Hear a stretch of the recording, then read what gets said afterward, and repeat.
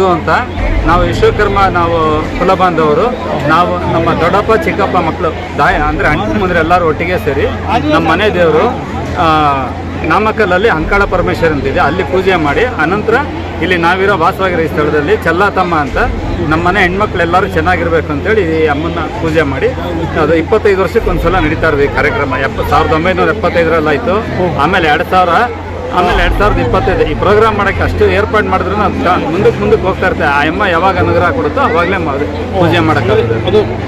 ಜನ ಎಷ್ಟು ಮಂತ್ ಅಂದವರೆಲ್ಲ ನಾವು ಎಲ್ಲ 11 ಮಂತ್ 11 ಮಂತ್ ಅಂದರು. ಊಟ ಆಗ್ತೀರಾ ಸರ್? ಎಲ್ಲ ಒಂದು 500 ಜನ 600 ಜನ. ವಿಶೇಷತೆ ಏನು ಸರ್? ವಿಶೇಷತೆ ಏನು ಚೆಲ್ಲತಮ್ಮ ಅಂದರೆ ನಮ್ಮ ಮನೆ ಹೆಣ್ಮಕ್ಳೆಲ್ಲ ಮದುವೆ ಆಗಿ ಸುಖವಾಗಿ ದೀರ್ಘಕಾಲ ಸುಮಂಗಲಿಯಾಗಿ ಅವ್ರು ಚೆನ್ನಾಗಿರ್ಬೇಕು ಅಂತ ಭಗವಂತನಲ್ಲಿ ಆ ಅಮ್ಮನಲ್ಲಿ ಬೇಡ್ತಾರೆ. ದೇವರು ಆ್ಯಕ್ಚುಲಿ ಮೂಲತಃ ಎಲ್ಲಿ ಇರ್ತದೆ?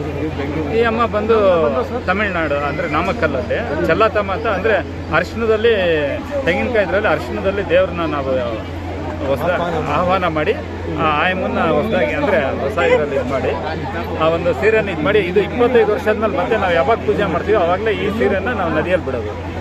ಇದನ್ನು ನದಿಯಲ್ಲಿ ಕೂಡ ಬಿಡ್ತೀರಾ? ಈಗ ಬಿಡಲ್ಲ, ನೆಕ್ಸ್ಟ್ 25 ಈ 2000 ಮಾಡಿದ ಪೂಜೆ ಈಗ ಮೊನ್ನೆ ನಾವು ಅಂಕಾಳಪುರ ನಮ್ಮ ಮನೆ ದೇವ್ರ ಪೂಜೆ ಮಾಡಿದ್ವಲ್ಲ ಅಲ್ಲಿ ಮತ್ತೆ ನದಿಯಲ್ಲಿ ಹೋಗಿ ಅವಾಗ ಮಾಡಿದ ಪೂಜೆ ಕಾವೇರಿ ನದಿಯಲ್ಲಿ ಸೀರೆ ಬಿಟ್ಟಿದ್ದೀರಾ.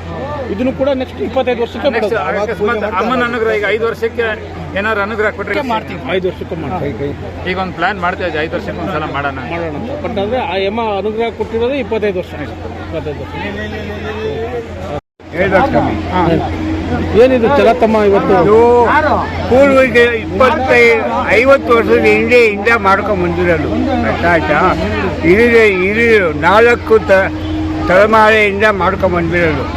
ಇವಾಗ ನಾವು 25 ವರ್ಷ ಮುಂದೆ ಮಾಡಿದ್ವಿ, ಇವಾಗ ಮತ್ತೆ 25 ವರ್ಷ ಆಯಿತು ಮಾಡ್ತಾ ಇದ್ವಿ. ಎಲ್ಲ ಹೆಣ್ಮಕ್ಳು ಕರ್ಕೊಂಬ ಎಲ್ಲ ಮನೆಗೆ 10 ಮನೆಯವರು 10 ಮನೆ ಕುಲಸ್ಥರು ಕಲ್ತು ಹೆಣ್ಮಕ್ಳು ಎಲ್ಲರೂ ಸೇರಿ ಇದು ಮಾಡೋದು. ಹೆಣ್ಮಕ್ಳಿಗೆ ಇದು ಹಬ್ಬ, ಹೆಣ್ಮಕ್ಳಿಗೆ ಹಬ್ಬ. ಅವರು ಸುಖ ಶಾಂತಿ ನೆಮ್ಮದಿಯಿಂದ ಸಂತೋಷವಾಗಿ ಇರಬೇಕು ಅಂತ ಇದು ಮಾಡೋದು. ಎಷ್ಟು ದಿವಸ ಮಾಡ್ತೀರಿ? ಇದು ನಾವು 4 ಊರಿಗೆ ಹೋಗಿ ಬರ್ತೀವಿ.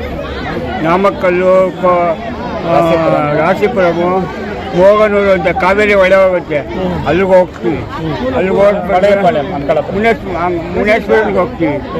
ಅಂಕಾಳ ಪರಮೇಶ್ವರಿ ಇದೆ, ಫಸ್ಟ್ ಸ್ಥಳ ಇದೆ ಅಮ್ಮ. ಆ ಅಮ್ಮ ನಮ್ಮೂರಲ್ಲಿದೆ ಏನು, ಅಲ್ಲಿ ಹೋಗ್ತೀವಿ. ಆ ಅಮ್ಮ ಹೆಂಗೆ ಬಂದಿದೆ ಅಂದರೆ ತಿರುವಣ್ಣಾಮಲೆಗೆ ಹೋಗಿದ್ದೀರಾ? ಅಲ್ಲಿದೆ, ಅಲ್ಲೊಂದು ದೇವರಿದೆ ಅಂಕಾಳ ಪರಮೇಶ್ವರಿ. ಅಲ್ಲಿಂದ ನಮ್ಮೂರಿಗೆ ಬಂದಿದ್ದು ಈ ಅಮ್ಮ ಊರಿಗೆ ಬಂದಿದ್ದು. ಹುಳ್ಳಿಕಾಳು ಐತೆ, ಹುಳ್ಳಿಕಾಳು ಅದು ಗಾಡಿ ಒಳಗೆ ಹಾಕೊಂಡ್ಬರ್ತಾ ಇದ್ದಂತೆ. ಗಾಡಿ ತುಂಬ ಎತ್ತಿನ ಗಾಡಿಯಲ್ಲಿ ನಮ್ಮ ಊರಿಗೆ ಬರೋವಾಗ ಹಿಂಗೆ ಅಪ್ಪು ಅವನು ಎಷ್ಟೊತ್ತಿಂದ ಬಂದಿದ್ದಾನೆ ಆ ದಾರಿಗೆ ಸಲೀಸಾಗಿ ಹೋಗೋದಂತೆ. ಆ ಜಾಗದಲ್ಲಿ ಮುಂದಕ್ಕೆ ಹೋಗಲೇ ಅಂತೈತೆ, ಹೊತ್ತು ಹೋಗಿಲ್ಲ. ಆವಾಗ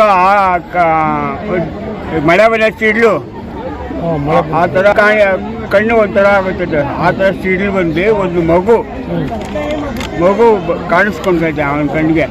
ಆವಾಗ ನಾನು ಇಲ್ಲಿ ಇದ್ದೀನಿ ಅಂತ ಊರಾಗ ಹೋಗಿ ಹೇಳ ಬಂದೈತೆ.